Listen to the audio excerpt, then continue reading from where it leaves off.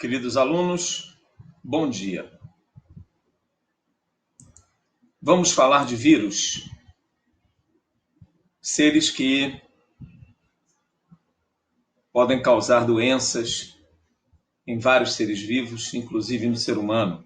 E estamos vivendo um momento delicado com essa pandemia provocada por esse vírus aqui, que é o coronavírus. Vamos falar um pouquinho sobre eles. Vírus é a menor coisa viva que se conhece. Na antiguidade, quando alguém ficava doente, tinha muito medo da morte porque não existiam tratamentos, não se sabia, o vírus é muito pequeno, ninguém sabia, ninguém conhecia vírus nem bactérias.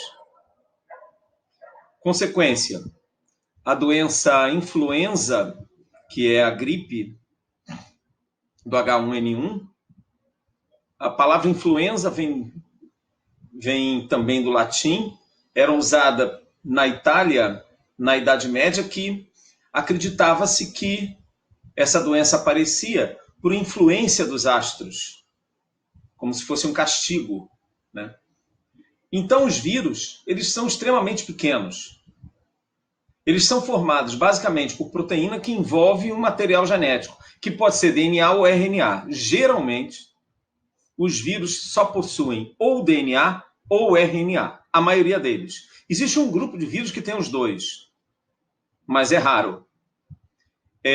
Como eles não são formados por células, eles são classificados como seres acelulares. E eles não têm metabolismo comum das células. Então, por exemplo, vírus não se alimenta, vírus não tem locomoção própria, vírus não respira, vírus não realiza excreção, ele não produz substância sozinho. O vírus é sempre um parasita celular obrigatório. Qual é a atividade biológica que ele tem? É a reprodução. Mas ele só consegue a reprodução se ele invadir uma célula viva. E aí ele vai usar o equipamento da célula para ele se reproduzir. Nossas células, as células dos seres vivos, possuem DNA e RNA e comandam o nosso código genético. O vírus, o que ele faz? Por meio do DNA dele ou o RNA dele, ele modifica o nosso código genético para benefício dele. E a nossa célula passa a produzir substâncias para ele, para montar novas cápsulas virais. Ok? Esse material genético do vírus, ele pode sofrer pequenas mudanças, como o nosso também pode. Essas mudanças no material genético chamamos de mutações. Quando o vírus é de DNA, como a molécula de DNA é mais sofisticada, ela sofre menos mudanças. Então, o vírus de DNA, ele é menos mutante. A molécula de RNA, ela é de cadeia simples. Ela é mais fácil, quando ela é produzida dentro da célula, dela sofrer algumas mudanças. Então, o vírus de RNA, ele é mais mutante do que o vírus de DNA. Tá? Acredita-se que os vírus tenham surgido assim que surgiram as primeiras células, há mais de 2 bilhões de anos atrás, que teria sido um grupo de proteínas envolvendo material genético que se desgarrou de alguma célula. Essa é a hipótese mais provável para a origem dos vírus. Aqui eu estou mostrando uma imagem de uma pessoa, aqui eu tenho uma ampliação do pâncreas, e aqui eu tenho um grupo de células chamadas de ácino pancreático, que é um grupo de células secretoras, e aqui eu estou ampliando uma célula. Reparem que eu estou passando com o mouse aqui. Uma célula humana do pâncreas. Aqui eu tenho o núcleo, aqui eu tenho o nucleolo, aqui está guardado o nosso material genético, DNA, e aqui é produzido RNA. Como é que uma célula humana vive? Como é que ela desenvolve seu código genético? O DNA que está aqui dentro produz o RNA vai para o citoplasma, e no citoplasma ele liga-se a ribossomos, que são pontinhos muito pequenininhos que estão aqui, e ali ele vai produzir proteínas da célula. Por que eu estou mostrando isso?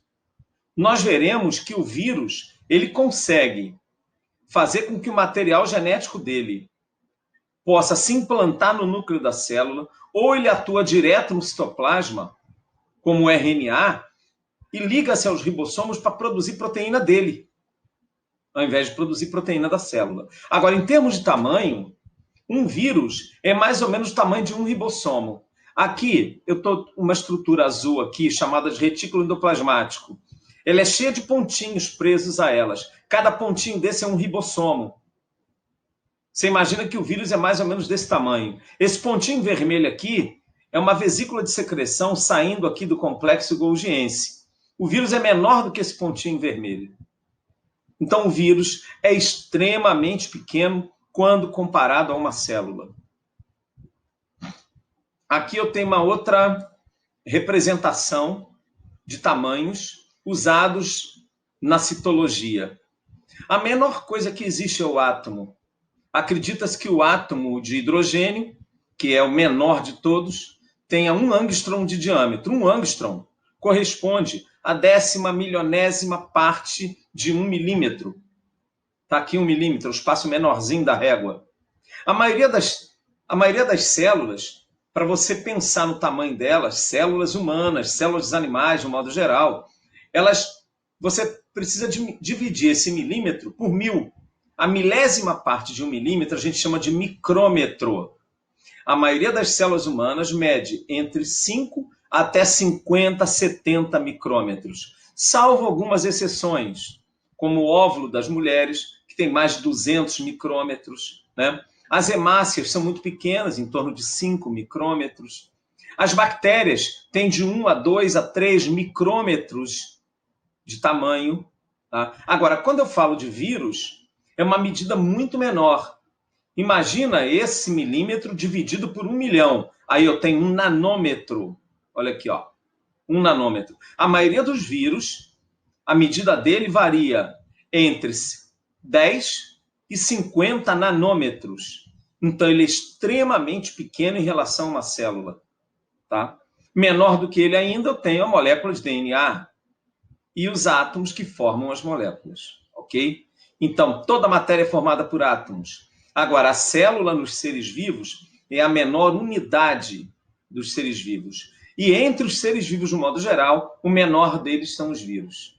Aqui tem uma mosca que mede mais de 2, 3 centímetros de comprimento. Aqui eu tenho a estrutura de alguns vírus. Os vírus, embora sejam muito pequenos, eles têm um formato, que a gente não sabe bem porquê, mas um formato geométrico muito bonito.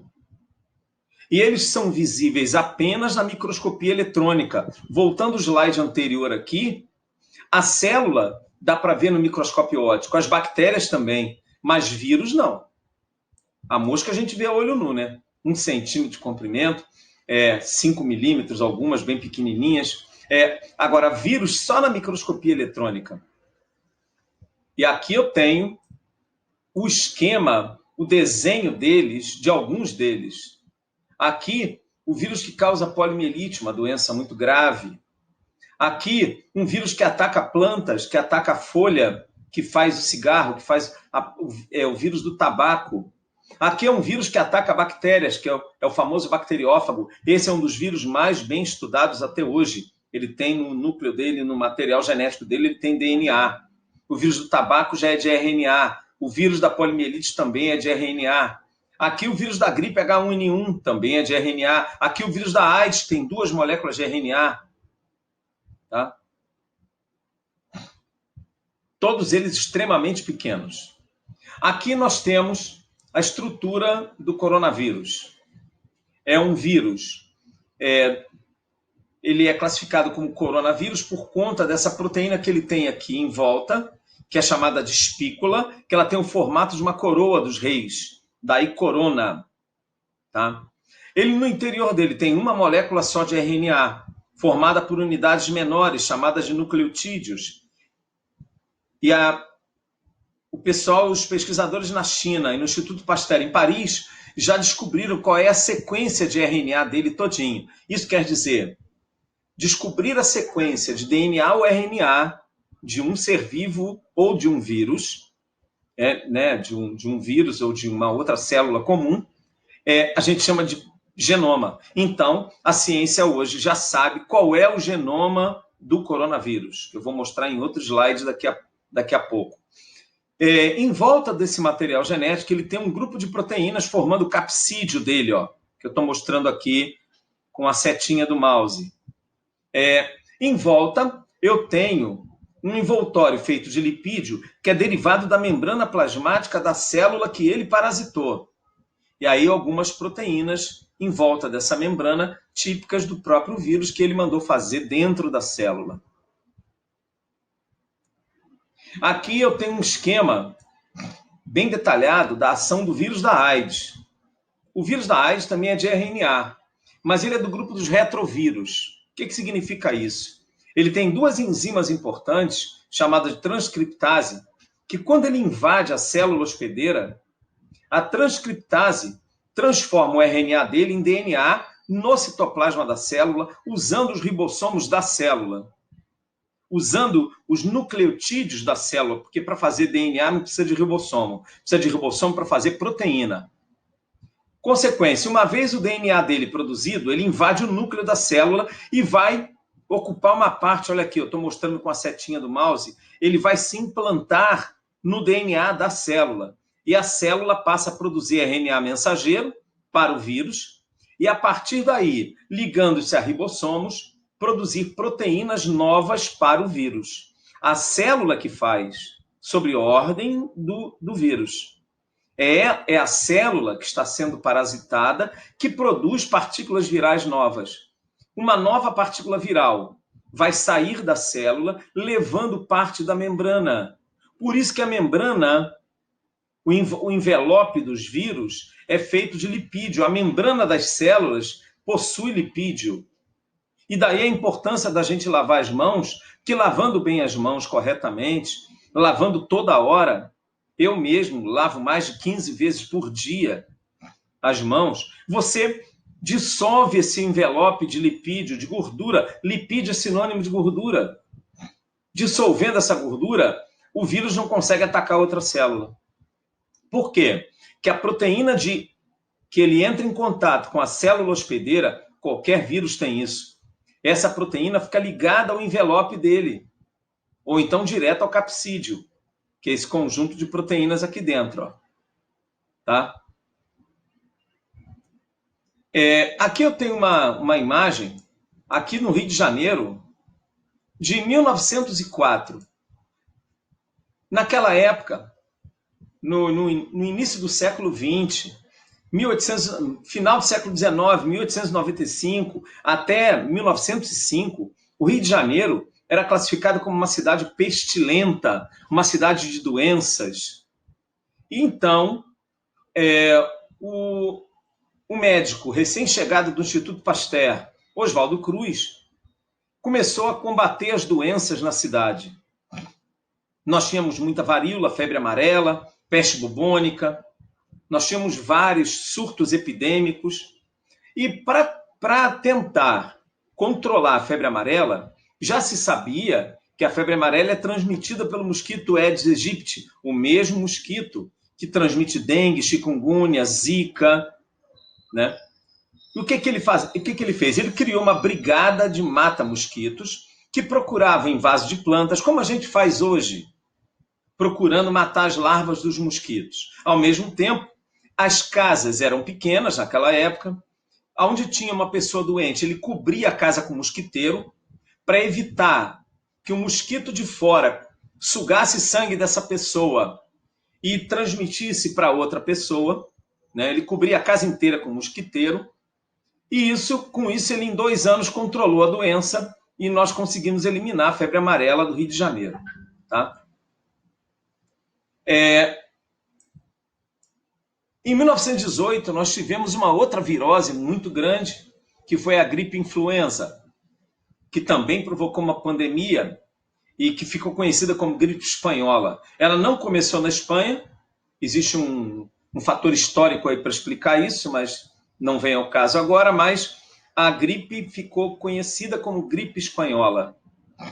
Ela começou praticamente na França E quando os soldados aliados voltavam da Primeira Guerra Mundial, que estava terminando em 1918, levaram para outras partes do mundo, principalmente nos Estados Unidos, levaram o vírus da gripe. E aí foi uma tragédia, porque causou a morte de muita gente, que esse vírus tinha uma agressividade muito maior. Reparem aqui que em agosto de 1918, o número de casos nos Estados Unidos era pequeno. Em setembro, ainda era pequeno. Em outubro, começou a aumentar assustadoramente a tal curva de crescimento. Novembro até dezembro, quando foi em janeiro que começou a diminuir. Né? Aqui eu tenho essa curva maior aqui é de Nova York, embaixo eu tenho Londres, pontilhada, Paris e Berlim, na Alemanha. Então, reparem que é o mesmo caso que o Ministério da Saúde está alertando, que a Organização Mundial da Saúde está alertando, para que no Brasil, no Rio de Janeiro, no país todo, nós não tenhamos uma curva tão acentuada. Para isso, só tem um jeito, é o isolamento social. Que se a gente mantém o isolamento social, a forma mais comum de passar coronavírus é uma pessoa contaminada, sem sintomas, respirar e liberar o vírus. E vai contaminar outra pessoa. Reparem esse gráfico aqui, que foi divulgado há poucos dias pelo Ministério da Saúde, onde nós temos aqui, nós estamos no outono. Se não tivesse nenhuma contenção social, se não tivesse isolamento social, nós chegaríamos no final do outono na crista, no número mais alto de doentes. Agora, se eu fizer um distanciamento social seletivo, que seria só os idosos, eu teria uma curva que está em vermelho aqui, não tão acentuada. E fazendo o isolamento social ampliado, como estamos fazendo em quase todas as cidades brasileiras, né? Todo mundo dentro de casa, espera-se, se as cidades conseguirem manter 70% da população dentro de casa, a curva fica mais achatada. Qual é a vantagem? O número de casos de doentes, eles vão se recuperar, a grande maioria não vai pegar de novo a doença, e aí a gente consegue, lá em meados do inverno, ter um número bem reduzido de casos, ok? Esse gráfico aqui está no boletim número 7, emitido pelo Ministério da Saúde, tá? Aqui está a estrutura básica dos vírus. Como os vírus são classificados de acordo com a classificação mais moderna que existe. Nós temos vírus de DNA de cadeia dupla, DNA de cadeia simples, temos os retrovírus, como é o caso do vírus da AIDS, temos vírus de RNA de cadeia negativa e RNA de cadeia positiva. Qual é a diferença entre eles? Observem só o outro gráfico que eu tenho aqui. Observem aqui, ó. O coronavírus, ele é um vírus de RNA+. O que significa isso? Uma vez ele entrando na célula, ele atua como RNA, ligando-se aos ribossomos da célula e produzindo direto as proteínas dele. A célula passa a produzir proteínas para ele. Os vírus de RNA-, ele precisa produzir RNA para que esse RNA se torne mais para reagir com os ribossomos. Então, o coronavírus e os outros vírus que têm RNA+, eles têm uma multiplicação muito rápida. Por isso que o coronavírus se espalha com tanta facilidade. Gente, esse vírus começou na China, nos mercados populares. Ele estava em animais silvestres. O coronavírus atual, o SARS-CoV-2, né, como ele está sendo chamado, ele estava em animais silvestres.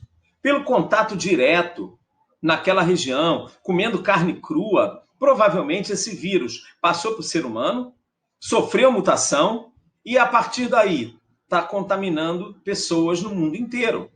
Da China, foi para a Coreia do Sul, dali foi para o restante da Ásia, chegou na Europa, chegou nos Estados Unidos, chegou no Brasil, chegou na África. Ele está espalhado no mundo inteiro, ok? Uma rapidez muito grande. O vírus DNA já é mais sofisticado. Ele entra no núcleo da célula, modifica o núcleo da célula, produz RNA mensageiro, para depois a célula produzir proteína. Demora um pouco mais. Aqui eu tenho algumas doenças causadas por vírus conhecidas: catapora, herpes, rubéola, sarampo, varíola, poliomielite, raiva, dengue, febre amarela, mononucleose, gripe, resfriado comum, SARS. A atual doença, Covid-19, também é chamada o vírus é chamado SARS-CoV-2, síndrome, é uma síndrome respiratória aviária muito grave que aconteceu em 2002 na Ásia também, começando na China, tá? E agora o mesmo vírus sofreu mutação, por isso que ele é chamado SARS-CoV-2, tá? Que é o apelidado de coronavírus, que está provocando essa pandemia atual. Cachumba, gastroenterite, todas as hepatites são causadas por vírus, ok? Alguns de DNA, outros de RNA. Aqui eu tenho mais um slide mostrando como o vírus atua. Aqui eu tenho vários vírus na membrana de uma célula, reparem. Isso aqui é uma fotografia na microscopia eletrônica de transmissão. Se o vírus está lá dentro, o material genético dele vai comandar e fazer com que a célula produza partículas virais novas. Ou seja, o vírus se reproduz dentro da célula, mas com o equipamento químico dela e não dele. Ele não consegue fazer isso sozinho. Por isso que ele é um parasita celular. Depois que ele está montado dentro da célula, ele sai. Quando ele sai, ele leva geralmente parte da membrana da célula. E a membrana é feita de lipídio. Olha aqui, uma dupla camada de lipídios, que dissolve com água e sabão. Lipídio é gordura, o sabão dissolve lipídio. Se a gente lava muito bem as mãos, se a gente tem uma higiene pessoal muito boa, a partícula, o interior do vírus, não consegue se fixar à membrana das células. Ok? Lavar as mãos. Isso aqui é fundamental. Lavar as mãos constantemente, toda hora. E quando não tiver, você usa álcool gel, que também dissolve lipídio. Pode usar água sanitária, que também dissolve. A água sanitária também é excelente. Tem no final desses slides, tem um vídeo com uma professora da Fiocruz mostrando como a gente pode fazer higiene em casa, diluindo água sanitária. Aqui é um slide que mostra o que o pessoal lá em Wuhan, na China, os pesquisadores associados ao Instituto Pasteur em Paris, eles pegaram o RNA do vírus, conseguiram identificar os nucleotídeos com a sua sequência de bases. Ou seja, eles estabeleceram qual é o genoma do coronavírus. A partir daqui, o RNA eu posso, em laboratório, produzir DNA do vírus a partir do RNA dele. Essa técnica que se chama PCR. Eu pego esse DNA produzido e faço cópias dele, tá? Reação em cadeia. Esse PCR, então eu vou ter um padrão de DNA do vírus a partir do RNA dele. É essa técnica que a gente põe por meio de kits para fazer exame em pessoas suspeitas. Então, uma pessoa suspeita que está com sintomas, mas não sabe se é coronavírus, bota um cotonete na região nasal da pessoa, colhe secreção e leva para um laboratório especializado. E vai fazer um mapeamento do código genético que tenha naquela secreção. Se for igual ao código genético do coronavírus, resultado positivo, a pessoa está com a doença. Esse vírus, ele se instala na árvore respiratória e ele pode também provocar uma pneumonia viral. Os pulmões ficam com manchas brancas que aparecem na tomografia. O exame pulmonar mais eficaz é a tomografia. E é claro que as pessoas que têm diabetes, pessoas idosas, pessoas com doenças cardíacas ou pulmonares são mais susceptíveis a sofrerem mais ou até morrer. Ok? O índice no Brasil de mortes entre os idosos está quase em torno de 80%, tá? Com essa doença. Aqui eu tenho a importância do uso da máscara. Eu digo a vocês, eu quando vou à rua estou usando máscara. Por quê? Se eu tenho o vírus e eu não sei se tenho, se eu espirrar na rua, eu vou espalhar o vírus.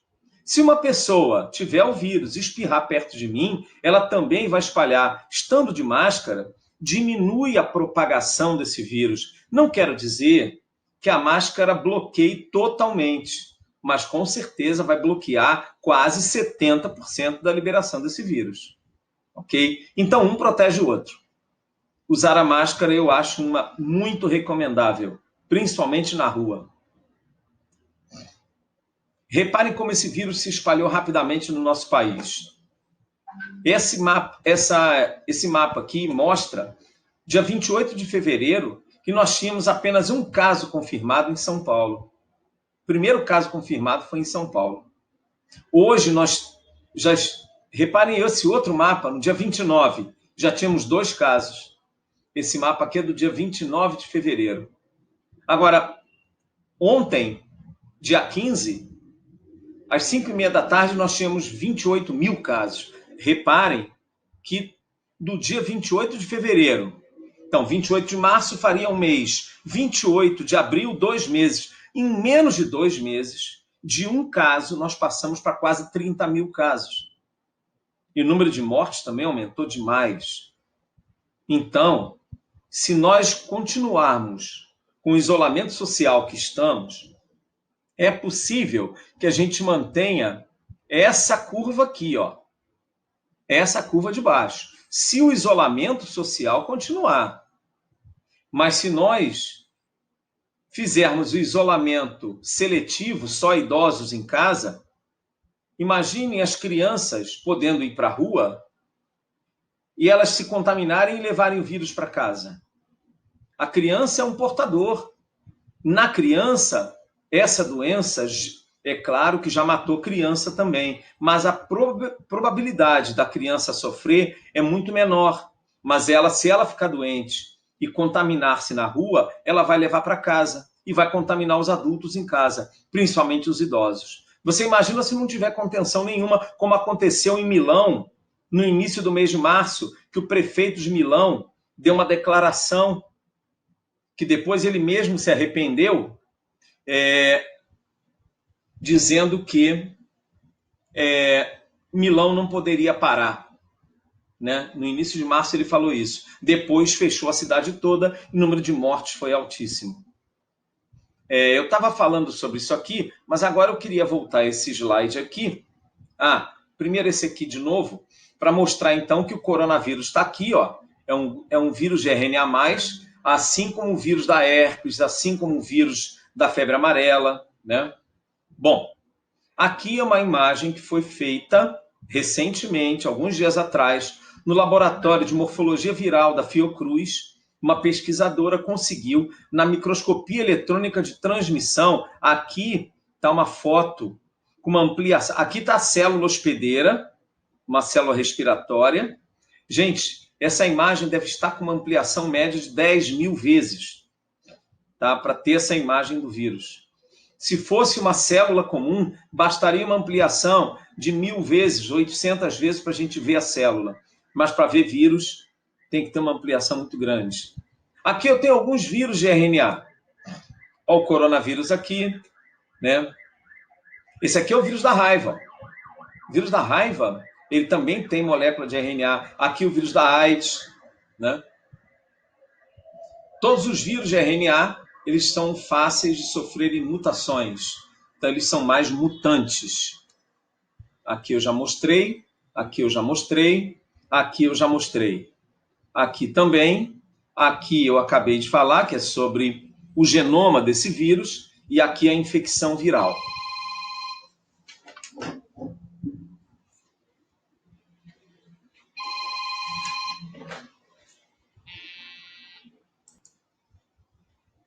Queridos, desculpem o telefone ter tocado, mas foi uma ligação que eu queria compartilhar com vocês. Quem acabou de ligar para mim foi o número 136 do Ministério da Saúde, perguntando informações sobre o meu estado geral de saúde e tentando me orientar mais, que é sempre boa uma orientação, sobre a pandemia que nós estamos vivendo.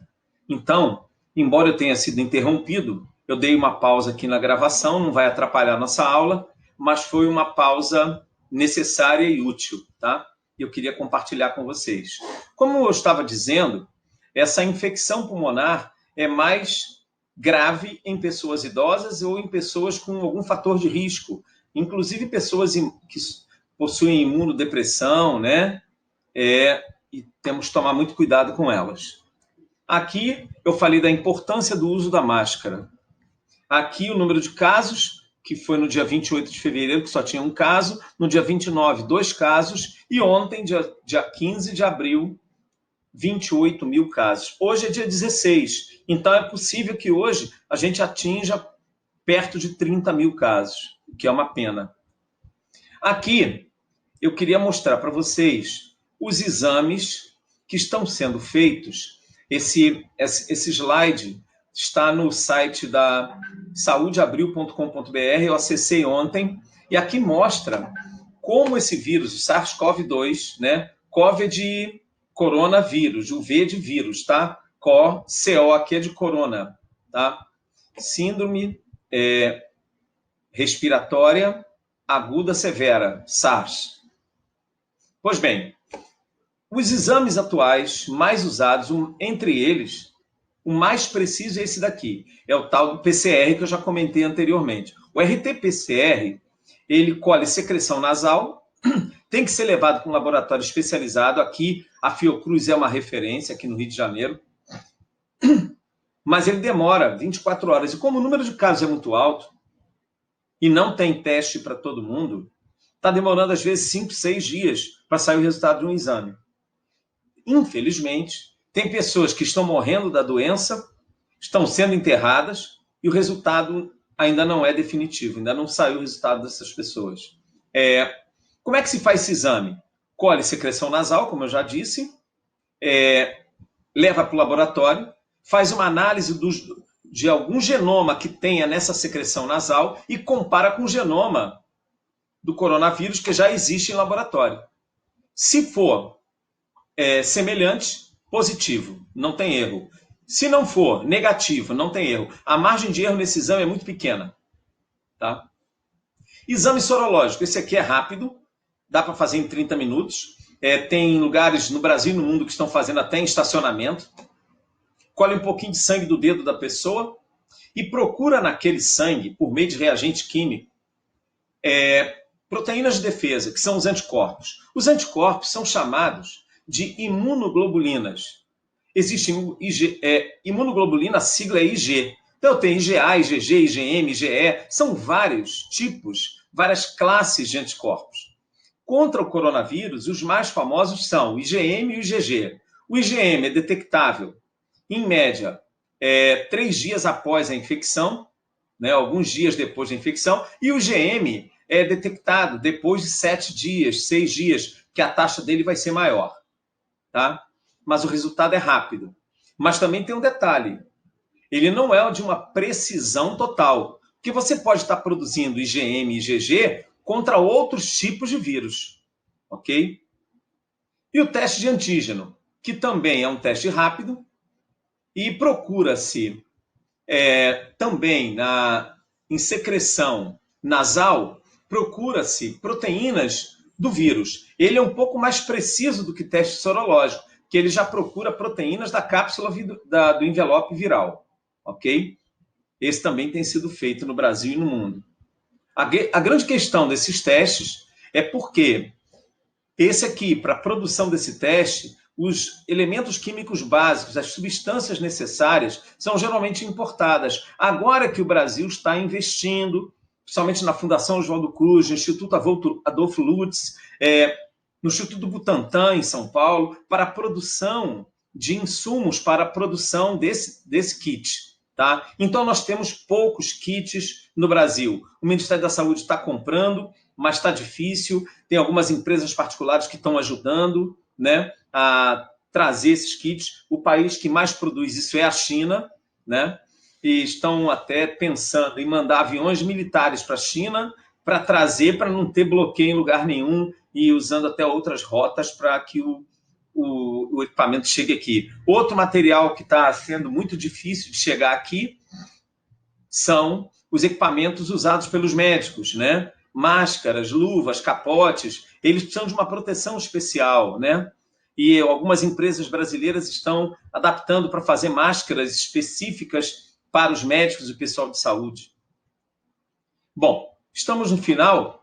Aqui eu tenho 2 sites importantes. Esse aqui é o portal da Fiocruz. Se você clicar nisso aqui na internet, assim que abre o portal, tem um ícone grande em cima, azul.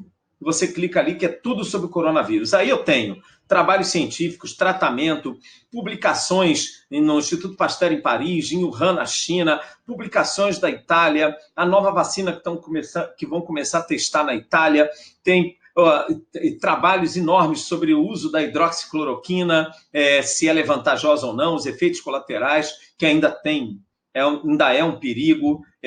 E nesse segundo vídeo aqui, tem uma professora também da Fiocruz explicando como fazer solução de água sanitária usando água comum e água sanitária concentrada. E isso para higienizar pisos, pias, janelas, maçanetas. Porque, veja bem, o vírus, como ele é muito pequeno, ele vem com a poeira, ele vem na minha mão, ele está nas paredes, ele está em tudo que é lugar.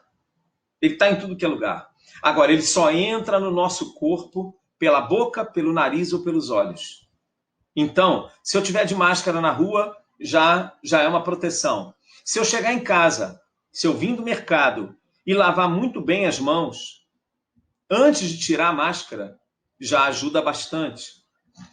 Se eu higienizar bem os produtos que eu trouxe do mercado, embalagens de caixa de leite, embalagem de vidro, se eu passar uma solução com pano úmido de água sanitária, já vai higienizar bastante, entendeu? O saco plástico que vem do mercado ou a bolsa que você levou de casa, higienizar corretamente. Então, nós temos vários procedimentos. Limpar muito bem as portas, maçanetas. Aqui no prédio que eu moro, as pessoas estão usando pano úmido borrifado com solução de água sanitária no chão para a gente limpar a sola do chinelo, sola de tênis, sola de calçados, que é antes de entrar em casa. Entrou em casa, procure imediatamente tirar aquela roupa do corpo, bota aquela roupa virada ao avesso para colocar na máquina de lavar. Não precisa ferver a roupa, não, mas bota na máquina de lavar imediatamente, que é para você depois tomar um banho. Se você tiver que entrar em casa, passar pelo quarto, tira essa roupa e deixa lá no chão, não bota essa roupa em cima da cama, senão você pode estar contaminando a cama, ok? Então, todo cuidado é pouco. Estamos vivendo uma pandemia, isso não é brincadeira. O vírus, embora ele seja muito simples, ele se reproduz dentro da célula, com a ajuda da célula, com muita rapidez. Ele se espalha com muita rapidez. É só a gente acompanhar o caminho dele. Os primeiros casos na China foram no final de dezembro. Nós estamos em abril, dezembro, janeiro, fevereiro, março, em abril, em 4 meses. Esse vírus se espalhou pelo mundo inteiro. Olha a quantidade de morte nos Estados Unidos, na Europa, na Ásia e agora na América do Sul, na África. E olha que ainda não chegamos no pico da doença. Então, todo cuidado é pouco, fique em casa, isolamento social é extremamente importante e siga a orientação da ciência. Infectologistas, médicos, sanitaristas, virologistas. No site da Fiocruz você vai achar tudo. E eu espero que todos estejam bem, como eu estou, espero que a minha família continue bem. E um grande beijo no coração de todos.